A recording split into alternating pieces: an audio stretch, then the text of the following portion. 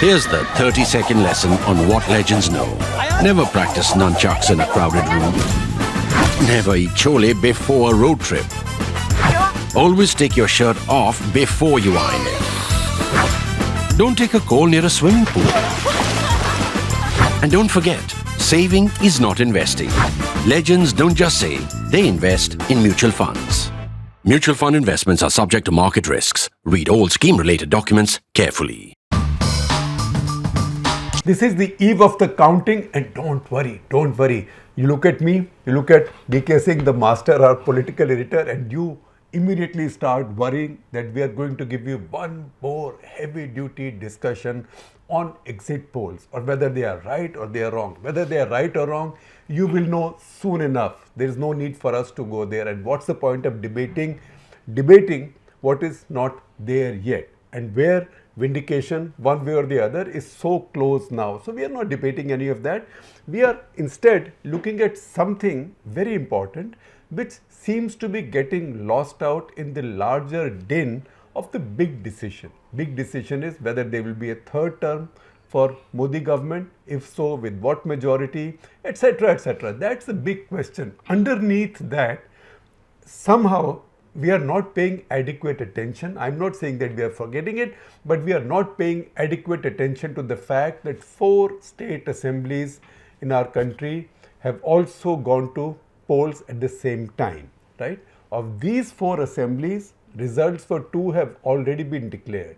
These 2 are Arunachal Pradesh and Sikkim, both very crucial states, very tiny states, one with a population of less than 500,000, one with a population of about 1.5 million, about 15 lakh people, maybe 15 and a half, 16, but not more than that. Very small. In fact, Arunachal is also India's most thinly populated state. It is about 15 to 16 lakh people on a territory of 83,743 square kilometers, and that's the territory that the China wants, right? Nobody is giving it to them, but they want. So that's one state. It shares such a long border with China or Tibet, and that is the region that China claims. So that entire border is alive in a way. That is line of actual control. On the other hand, you have Sikkim. Sikkim again is a state in the northeast. If Arunachal is on one side, Sikkim is on the other. Sikkim also shares a long border with China/Tibet. The Chinese don't have any claims on Sikkimese territory that India has in Sikkim.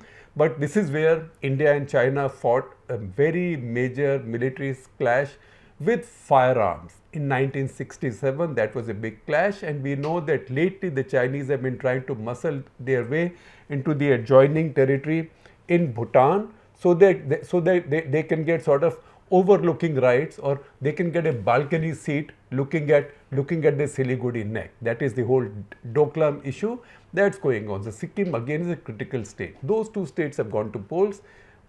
Results have come out. In both cases, incumbents have won. The important thing is, in each case, the National Party has been wiped out. I could have used the expression decimated, but that is not the correct expression. The correct expression is annihilated.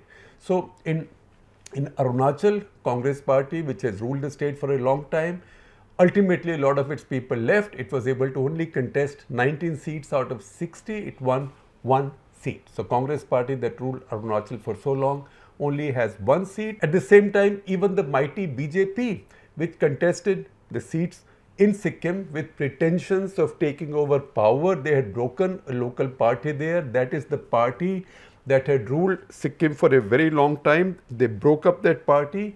They had taken 10 MLAs into their party. So 10 MLAs from the party, DK will tell you more about that. They had defected to the BJP.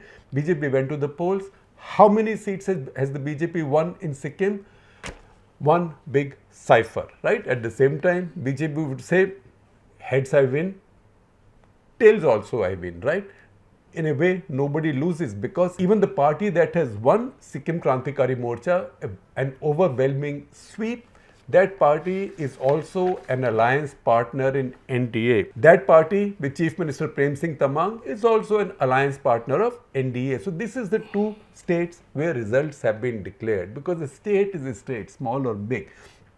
On the other hand, two of the bigger states, Andhra Pradesh and Odisha, both states are being ruled so far by regional parties as incumbents. Andhra Pradesh by YSRCP, which is run by YS Rajshekhar Reddy's son Jagan Mohan Reddy, and also BJD, Biju Janata Dal in Odisha, that's been run by Naveen Patnaik, who's been Chief Minister for a very long time. Those results will come out with the larger national elections. Now, these four states generally on the eastern side of the country, two on the eastern coast, the other two smaller ones in the northeast. How important are they? What's likely to happen there?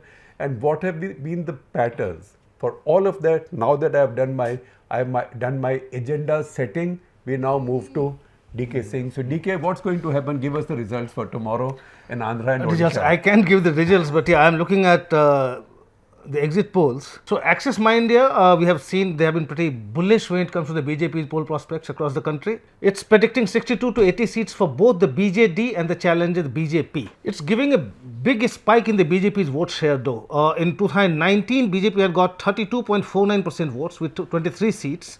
This time Axis is predicting 42% votes for the BJP, which is a huge jump. And in fact, if you look at Odisha over the years from 2009 onwards, when Naveen Patnaik had decided to split, to actually dump the BJP as an alliance partner and go alone, from there onwards you see this slight, the way the BJP has been crawling up in every election. And it has always been at the cost of the Congress. So let me give you some data. In 2009, when the alliance split, Congress had 29% vote share and the BJP had just 15%. 2014, BJP jumps from 15% to 18%, an improvement of 3 percentage points, and it is at the cost of the Congress. Congress comes down from 29 to 26%. Come to 2019, BJP gains a huge jump from 18% in 2014. I'm giving you the ballpark figure. From 18%, it goes up to 32.49%, an increase of almost 14 percentage points. And who is the main loser? Congress. Congress comes down from 26% to 16%. Going down by 10%. Now, if you look at the prediction by Axis My India, BJD's vote share has come down just a bit by about 2.5 percentage points, from 44.71% to 42%. But BJP jump is huge, 32.49 to 32%. We don't know how it will convert into. And the Congress gets fully devastated now. Congress is totally devastated. Totally devastated. Yeah. So basically, BJP has already become the new Congress in Odisha. Odisha, yeah. And so, DK, am I right to say that people of Odisha, Naveen Patnaik is very popular. They see him as non-corrupt. They've also seen him as personally not tainted. Not just corruption, but generally his life, etc. And for multiple reasons, there was so much disgust over the times of Janki Ballabh Patnaik, the last long-serving Congress Chief Minister, that I get the sense sometimes that in Odisha, people are still voting against Janki Ballabh Patnaik. So long is that memory. It's, it's also true, in fact, of Madhya Pradesh, that it looks like people are still voting against Digvijay Singh. Because that was a populist government, but really did nothing for the state's infrastructure, and the states really got left behind a great deal. But on the ground, if you see, there is no strong anti-incumbency sentiments against Naveen Patnaik per se. Not against the Chief Minister. If at all they have any grounds, that's against the MLAs, because they have been there for long and they have this issue, because it's a Naveen run party where MLAs don't really matter. They have been missing from the scene. Their work has not been very satisfactory for the people. But when it comes to the Chief Minister, absolute popularity. You don't hear anybody even cribbing against him after 24 years in power. Yeah, and the BJP has thrown a lot of resources and effort, because you have to say this about the BJP, because they are willing to start from nothing in a state and keep working at it for a very long time. In Assam, they worked for decades. In Odisha, they worked for decades now. In West Bengal, they've been working for decades. Telangana. So these are areas where BJP didn't exist. And you see some of that also beginning now in Tamil Nadu and Kerala. The irony here in Odisha is the BJP was instrumental in the formation of the Biju Janata Dal. That was 97 after Biju Patnaik's death. Suddenly Naveen Patnaik was yet to come on the scene. Finally, brothers, they were undecided. Finally, Naveen Patnaik decided to take the plunge into politics. And around that time, they decided to form the BJD. And the force behind that, it was Atal Bihari Vajpayee, Pramod Mahajan. They were the ones who actually guided them to kind of a split from the BJP, the Janata Dal, and form the BJD. And now the BJP has become the principal challenger of the BJD in Odisha. That's the irony I'm talking about. And but you know, it's not such a big. Sorry, go ahead. No, I'm just saying, because I was quoting just Axis My India predictions. But there have been other smaller surveys, Pragativadi by Jan Ki Baat, by Nandi Ghosh. They are all giving a clear majority to the BJD. So just Axis My India is showing that fight when it comes to assembly election. In Lok Sabha election, most of them are giving a clear edge to the BJP, but in the assembly election, it's only Axis My India which sees a possibility of the BJP coming to power. In fact, that one also shows about 7 seats for the Congress party. So the question that people are asking is, if both parties, BJD and BJP, have a dead heat, right, close to a majority, who will the governor invite? So to which my cynical answer is that, of course, the BJP, because the presumption will be that the BJP will then make sure that the Congress MLAs or bulk of Congress MLAs will succumb to an Operation Kamal anyway. So that said, Odisha is fascinating. We have to understand this because Biju Patnaik, Naveen Patnaik's father, was a very colourful, brilliant, remarkable character, among the most remarkable characters in Indian political history. Right? In the 1940s, he was a pilot. He was very active. He's somebody who got involved in Indonesia in trying to rescue Sukarno. He is also somebody who was also involved in a very controversial and very storied incident of an airplane which Chaman Lai was supposed to be riding and where CIA had apparently planned to blow the plane up, right? It so happened that Chaman Lai didn't get on the plane and a bunch of things happened. So I will not interesting. I didn't know. I will not go into details of that. And Biju Patnaik set up his own airline. Those days India used to have private airlines. His airline was called Kalinga Airways, and you know Kalinga is in Odisha. That's where the famous battle took place. And that airline, Kalinga Airways, then ran for many years, many covert operations for the CIA and other agencies, including some involvement of Indian agencies, what used to be Intelligence Bureau then, RAW came in later, to drop supplies for Tibetan guerrillas. So they would have these dozens of Dakotas going over the hump and dropping supplies for the guerrillas. And then he was a congressman who became one of the most significant congressmen to break away from the party in the 60s. That's where Charan Singh, etc. broke away. 1969, he broke away. So Mrs. Gandhi split the party and the older Congress leaders went away in Congress O, which they said is the original party. O for original, O for organization. Mrs. Gandhi's people used to call it O for old, right? But Biju Patnaik did not go with them. He set up his own party, or he joined a new grouping called Utkal Congress, which ultimately morphed into Lokdal, and finally his own party came into being. His son, in fact, built it up, Naveen, when it became BJD in the father's name. So the interesting part about all these 4 states is, you know, in Odisha now you're tracing the route to to somebody who had come out of the Congress. Anti-Congressism and regionalism. And it's coming out of the Congress thing.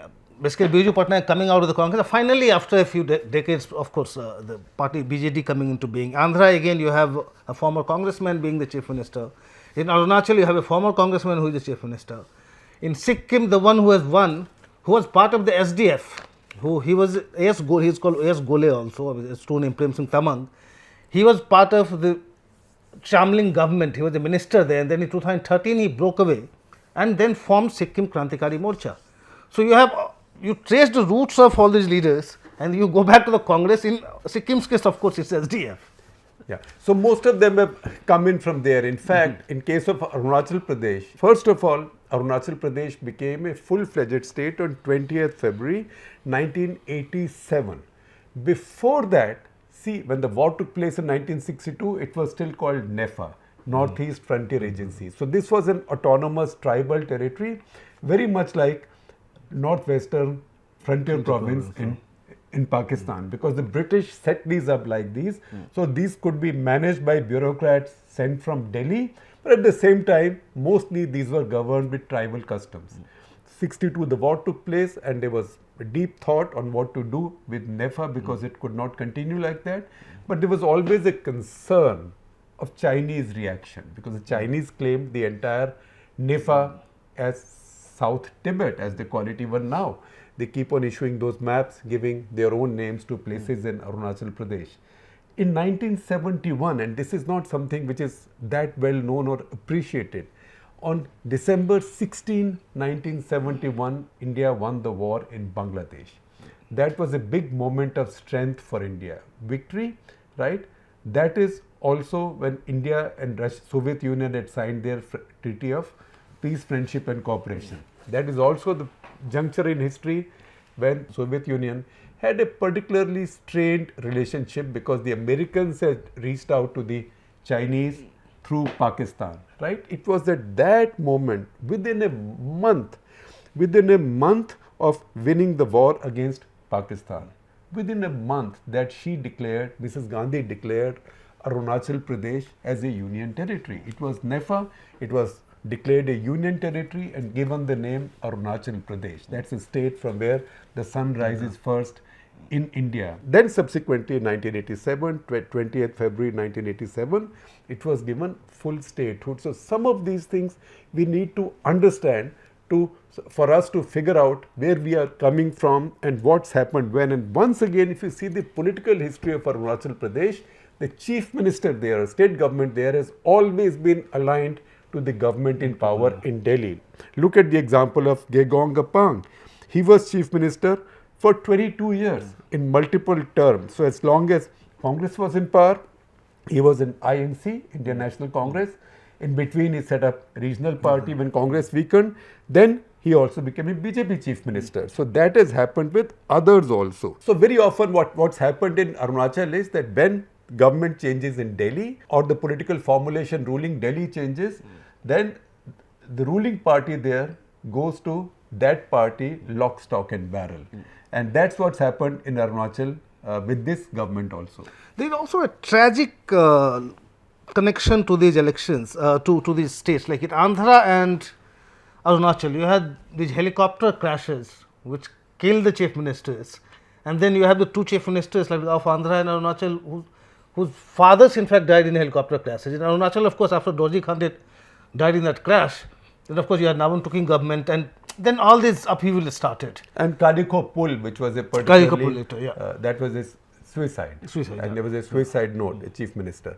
And that suicide note get to Supreme Court of India. So it was because of Dorji Khandu's death that the entire, the entire political turmoil started in the state. And then you had new chief minister coming in 2014. Then rebellion against Navam Tuki first. Later Kaliko Pul came. And how, this Pema Khandu, how he came out of left the Congress, joined this People's Party of Arunachal, which was an NDA ally, NDA partner. He joined this with 43 Congress MLAs and finally joined the BJP. Arunachal is a house of 60. Basically, we are trying to trace the roots, how these two tragedies shaped the politics of Arunachal and Andhra Pradesh. Andhra Pradesh, of course, as we know, after Vice Rajshekhar Reddy died in a helicopter crash, we saw what happened, how the Congress denied his political legacy to his son. And he formed his own party and rest is history. Not just political legacy, they even denied an audience to him. Yeah. He kept on waiting for a long time. They denied an audience to him and then corruption cases, trial, he's jailing for a long time. All of that happened under the Congress party. That did not happen under the BJP. And as he came out, he set up a party in his father's name that swept elections, and Andhra Pradesh was a state that Congress used to sweep fully. In fact, a lot of the Congress party's tallest leaders came from combined Andhra Pradesh. There was Neelam Sanjeeva Reddy, who the old guard in the Congress wanted to be made president, and Mrs. Gandhi contested that. This was after Dr. Zakir Hussain died in harness, and position opened up in Rashtrapati Bhavan, and she then confronted Neelam Sanjeeva Reddy with an independent candidate, V.V. Giri, and asked for a vote based on conscience and split the party. We know that history. And then when Janata Party came to power in 1977, in the presidential election that followed, they got Neelam Sanjeeva Reddy elected as India's president. So from Andhra. Similarly, Andhra has given the Congress party many presidents, many really powerful leaders. Brahmanand Reddy, for example, Home Minister during the emergency. I'm not sure Congress wants to be reminded of that very much. And then Andhra was also, after Tamil Nadu, the first state on the eastern seaboard or southeastern seaboard to invent a regional politics, a regional ethnic politics. Because unlike the Dravidian politics, this was not ideological. But N.T. Rama Rao, who was a film star of big mythologicals also I believe, because he used to play God many times, he rode on what was seen as an insult to Telugu pride. He was talking about Telugu Atm Gauravam, that was his Atm Gauravam, Telugu pride, Telugu self-esteem. That's after Rajiv Gandhi was seen to have insulted Anjaya, who was the chief minister of Andhra Pradesh. And then NTR founded his dynasty, just as Biju Patnaik founded his dynasty in Odisha, NTR founded his dynasty in Andhra. And then after him, the dynasty did not follow a smooth route of succession. So tell us what happened. He was betrayed twice, in 85 and finally in 95. We know what happened, how Chandrababu Naidu, his son-in-law, actually deposed him. That's when NTR had married again. I do remember meeting Lakshmi Parvati, who had married, and she tried to take over the party. And that's when Chandrababu Naidu, as son-in-law, rebelled. And the In fact, the entire family sided with Naidu. Naidu, yes. Including Purandeshwari, the BJP president there, and her husband, they all sided with Naidu then. Right. So, and yeah, I was just looking at his statement of a few months back. He clarified why he did that to N.T. Rama Rao. He said there was this, I worshipped him, he was my hero, but this evil force, he said this dusht atma ka un pe kuch prabhav pad gaya tha. Some evil force was kind of having an influence on him, over him, and that's why we had to save the party. That was Chandrababu Naidu's explanation. Lakshmi Parvati, I do remember meeting her in that election campaign in the 90s. I think somewhere between Vijayawada and Vizag, sort of on the road. And when we were talking about all these leaders from Andhra, you forgot P.V. Narasimha Rao. Oh, absolutely. P.V. Narasimha Rao, yes. I mean, how can, it's a crime to forget. And there were many others also. So the Congress party lost its grip over this state. That was its pocket borough, right? They always swept that state, so much so that when Mrs. Gandhi wanted a safe seat, right? After she lost out the first time, she went to Medak. Medak is today in Telangana, used to be in Andhra. And then the helicopter crash and Y.S. Rajshekhar Reddy's sudden death. And that then led to the center of gravity going away from Andhra politics and the division of the state and rise of yet another dynasty which is now weakening. That is the KCR dynasty in Telangana, because he was seen as having led the march to and KCR was also a minister in Chandrababu Naidu government. I mean, he later left it. Absolutely. So now you see a legatee of Y.S. Rajshekhar Reddy being challenged by a legatee of N.T. Rama Rao. So and I just wanted to remind you, like, you have to give it to the Congress. After what happened, you know how Jagan Mohan Reddy's mother was made to cry in that meeting with Sonia Gandhi.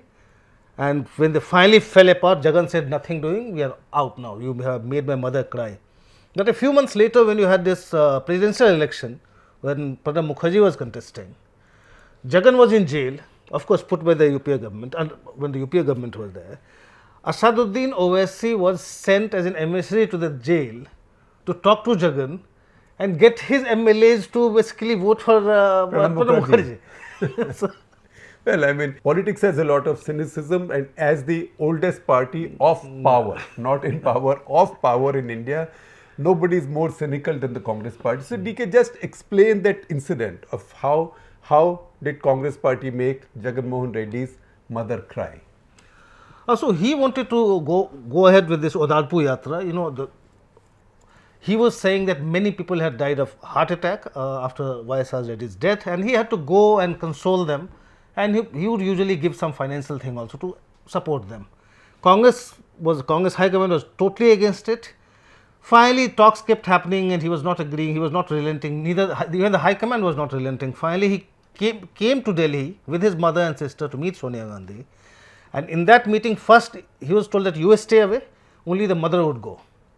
Then Jagan said that she cannot speak. I mean, she has to interact with Sonia Gandhi, so somebody has to go. Then he sent his sister.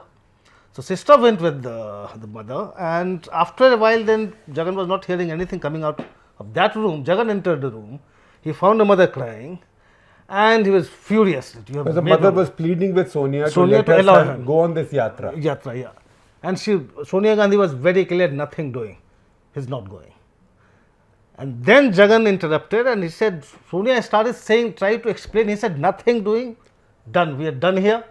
You have made my mother cry. And they all just walked out. So we'll see what happens in this election in the state. But the fact is that his sister now has joined the Congress party. Yes. And I do remember that when he was in jail, both his wife and sister have at different points of time come and met editors. So they come and met me also. So the family was quite together. But that dynasty also is further fragmenting now. The only interesting takeaway in this case is in both these states that the Congress ruled so decisively, right? Congress party has disappeared, right? Congress party has disappeared. In one, Congress's vote has almost fully shifted.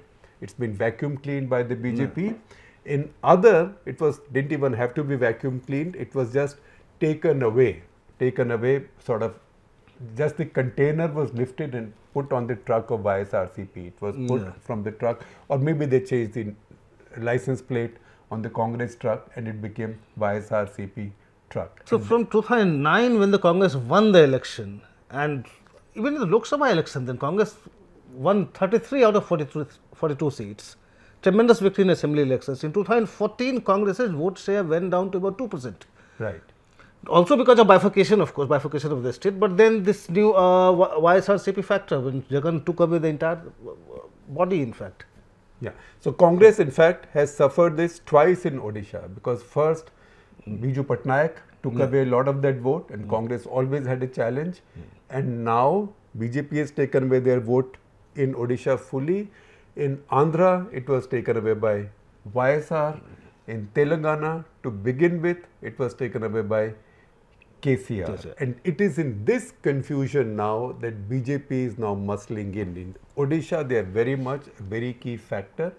In Andhra, they are not yet directly a key factor. They are there in partnership with Chandrababu Naidu, who's partnered the BJP multiple times. He partnered the Congress once in 2018 state elections. That was in Telangana. Telangana. And I remember that's when we ran into Rahul Gandhi and asked him, is this alliance about mathematics or chemistry? And he said this alliance is about mathematics and chemistry, both mathematics and chemistry. That didn't work out in that election, didn't last very much, but he's a familiar fellow traveler with the BJP, and he's back there. You have to give it to Chandrababu Naidu also. He has been a fighter. I mean, even after losing the last election, he was on the street, always on the ground, always fighting. He was sent to jail, right? He fought from jail.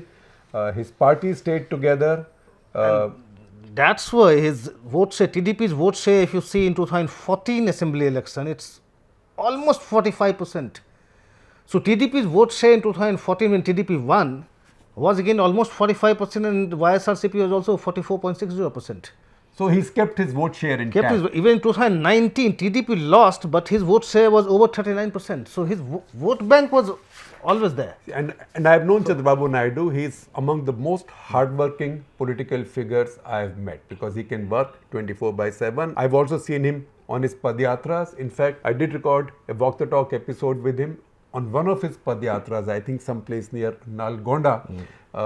And even now, while he's been out of power, he's been constantly at politics, constantly at work, and constantly in the field.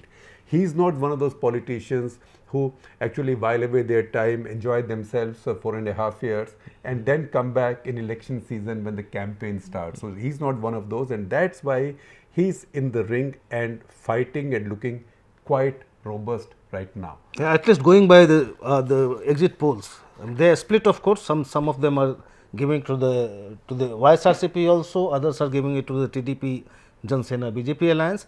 Axis, again, because we have been quoting Axis My India poll, Axis has given them given a clear majority to the TDP-led alliance. That's what Prashant Kishore has also been predicting. Yes, that's very interesting. Yeah, Prashant Kishore factor also we have to see. But remember, Prashant Kishore founded IPAC.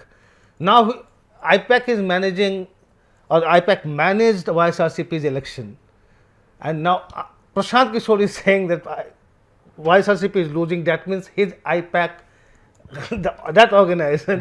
He's predicting the failure of his alma mater in a way. So what happens, we will know soon enough. At the same time, these 4 critical states, for all critical in their own ways. Before I let you go, remember Sikkim. Sikkim became a part of the Indian Union in 1975, right? That happened through a referendum. Until then, it was ruled by the Chogyal, the local monarchy. But 1975, it joined fully the Indian Union. Kazi Lendup Dorji, who was actually trained to be a Buddhist Lama at Rumtek Monastery.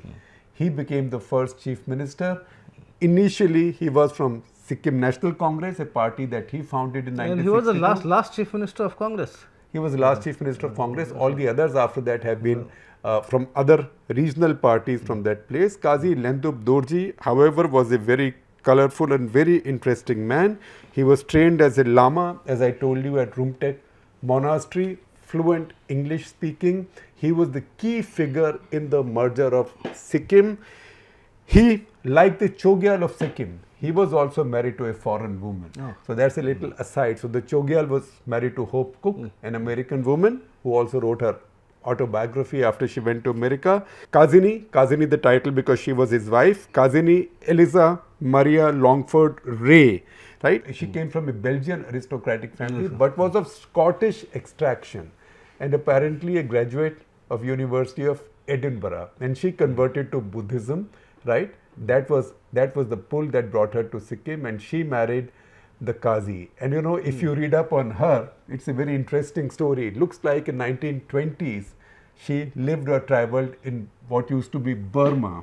And that is when George Orwell is supposed to have chased after her. Although I believe unsuccessfully, at least from literature I read, it seems unsuccessfully. So these are very colorful characters of our history, and just because they come from small states, they don't become any less significant that they should be, because but for Kazi Lendup Dorji, the first chief minister of Sikkim, this would not have become the 22nd state of India then. And Sikkim results also give you another bigger picture, in fact. Congress has drawn a blank, of course, we have discussed, but Congress has not been a big factor in Sikkim for the last 40 years, so that's no big deal. But I was looking at the Congress's presence in other northeastern states. And in fact, the Northeast has actually become opposition mukt. I mean, not just opposition, Congress mukt. I mean, look at the Congress's presence in other assemblies. In Mizoram, it has just one. We just talked about Congress being just having one MLA in Arunachal. In Nagaland, it has 0. Meghalaya, it has 5, barely 5. Tripura, just 3. Sikkim, 0. Assam, it still has 29 MLAs. So it's not, Northeast is not totally Congress mukt. But again, look at Manipur, just 5. 1 to 5. And these are not big assemblies, of course. In fact, a bunch of Congress people, Congress MLAs in Meghalaya were even stolen by TMC, which is now a partner in NDA. So Congress's decline in the Northeast is a very big story. And we'll talk about more of this at some other point of time. As you know, we take the Northeast very seriously. Having said that, watch for the counting. 7 o'clock will be live from our studio, the Print studio. So tune in to our YouTube channel and then DK will be there, I will be there, and also generally on top of the hour, I will be giving you a short opinion, if you can suffer it, a short opinion on the trends in counting until that point. So do stay with us. No noise, no abuse, no tutu meme. We will draw wisdom from everywhere and try and distill it and give you and try to give you as intelligent a conversation as possible, with particularly with DK Singh in attendance. And we will have a panel of very eminent guests from India and abroad, and we will try to get their perspective for you. So please do keep an eye for the counting hours.